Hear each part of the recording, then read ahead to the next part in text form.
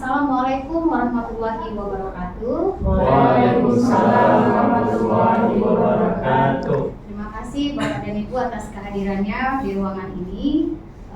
Puji syukur kita pada Allah Subhanahu wa taala karena memberikan kita kesehatan sehingga kita masih dapat berkumpul bersama di dalam ruangan yang indah ini. Nah, Bapak Ibu semuanya, izinkan saya pada pagi hari ini saya ingin berbagi tentang ilmu yang saya sudah dapatkan di pendidikan guru penggerak yang saya ikuti saat ini. Nah, yang ingin saya bagikan pada hari ini adalah tentang materi visi guru penggerak. Nah, sedikit tentang materi visi guru penggerak ini, Bapak dan Ibu, sebagai warga sekolah, sebagai guru di sekolah ini, kita tentunya pernah punya impian-impian, pernah punya mimpi tentang murid kita. Seperti apa murid yang kita inginkan di masa depan, murid kita yang saat ini. Nah, tentu kita juga punya impian tentang sekolah yang kita bayangkan, yang kita harapkan. Kita bekerja di sini, kita menjadi guru di sini, kita melihat murid-murid kita, punya impian kita terhadap murid-murid kita ini. Dan tentu kita juga punya impian tentang sekolah ini, ingin menjadi seperti apa sekolah ini. Dan apa pula kontribusi kita terhadap sekolah yang kita saat ini berada, dan kontribusi kita terhadap murid-murid kita itu.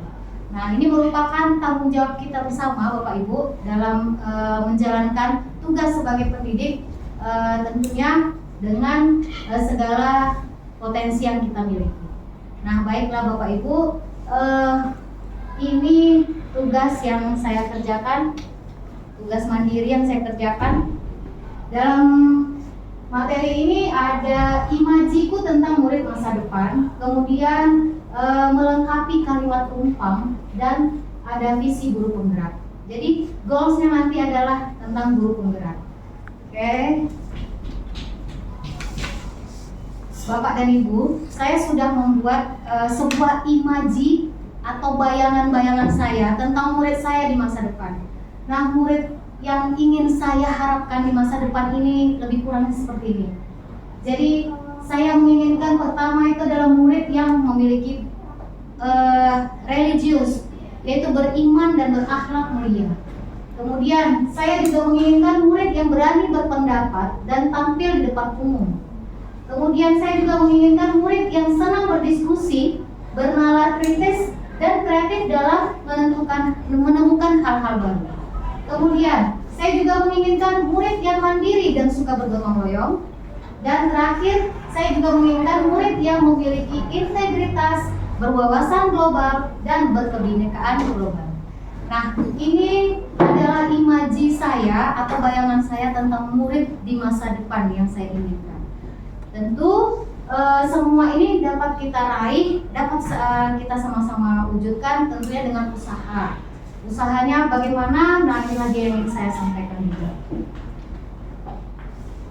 Bapak dan Ibu, kalau kita disajikan pada kalimat tumpang seperti ini, contoh, saya memimpikan murid-murid yang seperti apa? Saya percaya bahwa murid itu adalah di sekolah saya mengutamakan seperti apa? Kemudian, murid di sekolah saya sadar betul bahwa saya dan guru lain di sekolah saya yakin untuk, dan saya dan guru lain di sekolah saya paham bahwa titik-titik. Saya minta bantu coba, kira-kira menurut Bu Fitri untuk kalimat tumpang yang pertama, kira-kira Bu Fitri ingin mengisinya seperti apa? Saya memimpikan murid-murid yang bertanggung jawab. Bu Fani? Mandiri. Menurut Bu Mela, berakhlak. Menurut Pak Hersal, beriman dan bertakwa. Nah, pasti inilah impian-impian kita semua tentang murid kita. Nah, kalau misalnya di sekolah saya mengutamakan apa? Kira-kira Pak Rizky? Kebersihan. Oke. Kemudian Bu Ami, kesopanan. Nah, itulah kira-kira ya Bapak Ibu yang bisa kita sama-sama pikirkan untuk mewujudkan visi dari sekolah ini. Jadi berangkat dari kalimat tumpang ini, saya di dalam pendidikan guru penggerak itu memikirkan gimana, apa kira-kira 5G saya tentang hal ini. Nah, berikutnya di kalimat rumpang yang sudah saya susun, saya memimpikan murid-murid yang beriman, berakhlak mulia, yang memiliki integritas, berwawasan dan berkebinekaan global, yang berani berpendapat dan tampil di depan umum, yang senang berdiskusi, bernalar kritis dan kreatif, serta murid yang mandiri dan suka bergotong royong. Lalu saya percaya bahwa murid itu adalah makhluk Tuhan yang telah memiliki kemampuan dan karakter masing-masing yang berbeda, yang dapat dituntun dan dikembangkan kemampuannya sesuai dengan kodratnya masing-masing. Ini sesuai dengan filosofis Ki Hajar Dewantara, Bapak dan Ibu. Ki Hajar Dewantara menyatakan bahwa tujuan pendidikan itu adalah menuntun segala kodrat anak. Jadi anak itu sejak lahirnya sudah memiliki kodrat, di mana kitalah tugasnya, pendidik inilah tugasnya menuntun kodrat anak tersebut, supaya anak tadi mendapatkan keselamatan dan kebahagiaan yang setinggi-tingginya. Lalu yang ketiga, di sekolah saya mengutamakan pembentukan akhlak serta karakter murid dan pembelajaran yang berpihak pada murid. Ini saya buat real, seperti apa keadaan kita di sekolah kita saat ini. Inilah yang saya tuangkan juga dalam kalimat penumpang dan visi guru penggerak ini. Yang keempat, murid di sekolah saya sadar betul bahwa tantangan besar ada di hadapan mereka, dan mereka harus berusaha menjadi manusia mandiri yang mampu bersaing di masa yang akan datang. Ini tentunya sudah keadaan yang memang nyata di depan kita saat ini. Dan yang kelima, saya dan guru lain di sekolah saya yakin untuk dapat memberikan pembelajaran yang berpihak pada murid, dapat menuntun murid dengan baik sesuai dengan kodratnya, dan bisa bekerja sama dengan baik bersama semua murid, dengan rekan sejawat dan juga wali murid. Artinya sebagai pendidik dan sebagai guru, tugas kita menuntun murid, menuntun kodratnya murid, kemudian kita juga menjalankan tugas kita sebagai guru. Kita juga harus berhubungan baik dengan sesama rekan sejawat, dengan rekan guru, semua warga sekolah, mempunyai hubungan yang baik juga terhadap wali murid, orang tua atau komite, ya. Kemudian yang terakhir, saya dan guru lain di sekolah saya paham betul bahwa seorang guru itu harus mau melakukan perubahan yang positif agar dapat tercapainya tujuan pendidikan dan mampu menjalankan tugas serta perannya dengan baik. Nah, jadi inilah kalimat rumpang yang saya susun dan saya impikan, saya imajikan.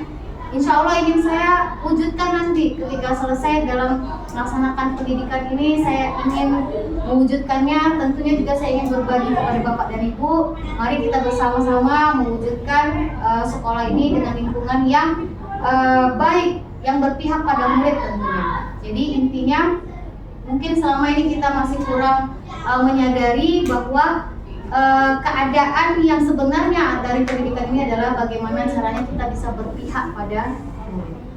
Oke, baik Bapak dan Ibu, saya lanjutkan.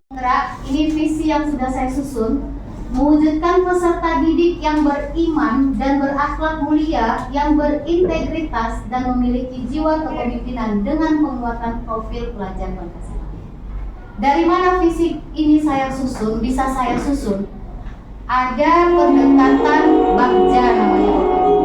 Dalam materi visi guru penggerak ini ada pendekatan inquiry apresiatif. Inquiry apresiatif ini kalau di dalam bahasa Indonesianya itu adalah aplikasi yang digunakannya adalah Bagja, BAGJA.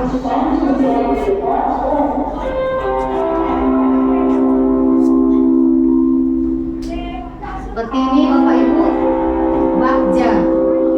B itu buat pertanyaan, A itu kita ambil pelajaran, G itu gali mimpi, J itu jabarkan, A atur eksekusi. Nah, saya jelaskan sedikit tentang Bagja ini ya Bapak Ibu. Bagja ini merupakan metode di mana kita sebagai pendidik di sekolah ini mampu bersama-sama mengidentifikasi terlebih dahulu apa-apa saja yang sudah dimiliki oleh sekolah ini. Ini dalam proses penyusunan visi guru penggerak tadi. kita bisa mengidentifikasi apa-apa saja yang sudah dimiliki oleh sekolah ini, kelebihannya kah, kemudian kekurangannya kah, baik itu murid, baik itu gurunya, fasilitasnya, kurikulumnya, dan bagaimana peran orang tua. Ini dia Bapak Ibu. Nah, kemudian A, ambil pelajaran. Bagaimana caranya kita bisa mengambil pelajaran dari identifikasi kita tadi? Kita bisa mengambil pelajaran ini dari mungkin orang lain. Contoh, saya nih guru PKN, Bu Fitri ini guru BK, ya Pak Ersa guru PKN juga.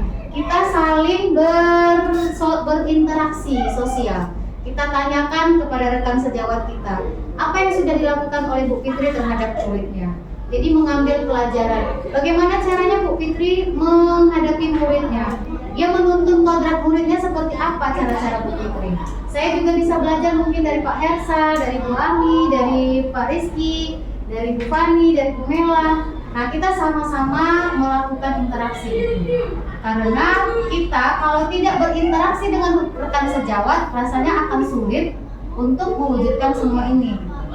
Kemudian kita bisa juga mengambil pelajaran dari sekolah lain. Misalnya kita melihat ada sekolah yang sudah berhasil menerapkan sesuatu gitu. Kita juga ingin belajar dan tahu bagaimana cara mereka menerapkannya di sekolah mereka. G, gali mimpi. Kita membuat poin-poin tentang apa harapan-harapan kita dari yang sudah kita identifikasikan. Dan yang J itu jabarkan. Kita jabarkan dalam bentuk nyata konkretnya nanti mau melakukan apa. Dan A, kita atur eksekusi. Kita melakukannya dalam bentuk seperti apa konkretnya. Misalnya saya melihat murid-murid saya di sekolah ini masih kurang motivasi belajarnya, contoh. Tapi ini kita menemukannya juga hitungannya 10% mungkin ya, mungkin ya. Selebihnya sudah bagus motivasi belajarnya. Nah, dari motivasi belajar siswa yang masih rendah tadi kita identifikasi. Lalu bagaimana caranya untuk meningkatkan motivasi belajar siswa tadi? Lalu kita gunakanlah pendekatan bagja ini. Kemudian kita gali mimpi, apa yang bisa kita lakukan, poin-poin apa saja yang bisa kita wujudkan nantinya untuk mewujudkan motivasi belajar siswa itu dapat lebih meningkat. Contoh mungkin dengan pembelajaran yang inovatif.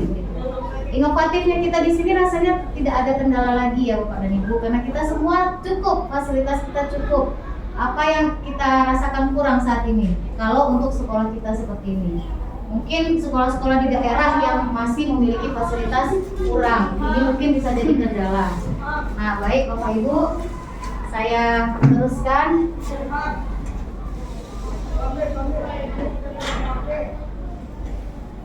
Maka dari bagja tadilah, dari inquiry apresiatif tadilah, saya berangkat, kemudian saya menyusun visi guru penggerak ini.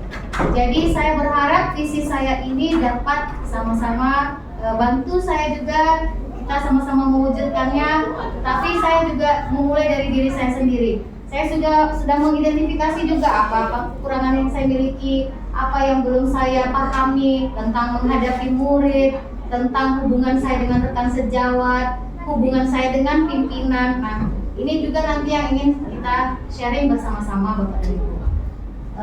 Jadi dalam visi guru penggerak ini dengan menggunakan metode inquiry apresiatif tadi, di mana saya mempercayai inquiry apresiatif ini adalah suatu model perubahan yang memang fondasinya adalah kekuatan yang dimiliki oleh organisasi ini. Jadi bisa mengekspor kekuatan ataupun warga sekolahnya. Jadi bukan hanya kemampuan muridnya, semua warga sekolah, fasilitasnya semuanya. Nah, mudah-mudahan dengan adanya sharing informasi ini, saya kepada Bapak dan Ibu, kita bisa bersama-sama mewujudkan sekolah kita yang lebih berpihak pada murid. Jadi dengan tujuan inilah kita bisa mendapatkan titel sebagai pendidik. Dan kita bisa mencapai tujuan pendidikan yang sebenarnya, yaitu sesuai dengan filosofis Gajah Dewantara tadi, menuntun segala kodrat anak. Jadi kita harus percaya bahwa setiap anak itu memang memiliki kodrat yang sudah diturunkan oleh Allah Sang Pencipta. Tinggal kita lagi yang menuntun kodratnya. Sekarang kita sesuaikan dengan kodrat alam dan kodrat zamannya. Kodrat alamnya tentu lihat lingkungan kita di sini di sekolah ini seperti apa. Kodrat zamannya kita lihat anak-anak kita besar dan mereka pesatnya teknologi di sekeliling mereka. Inilah yang dimaksud dengan kodrat zaman dan kodrat alam. Sehingga kita mampu juga menyesuaikan diri kita bersama dengan murid sesuai dengan zaman dan alam. Oke, baiklah Bapak Ibu, ini saja dapat saya sampaikan pada presentasi kali ini. Inilah yang bisa saya bagikan. Semoga ada lagi nanti yang bisa saya bagikan kepada Bapak dan Ibu semuanya untuk bisa sama-sama kita mewujudkan sekolah kita yang lebih baik lagi. Terima kasih. Assalamualaikum warahmatullahi wabarakatuh. Waalaikumsalam.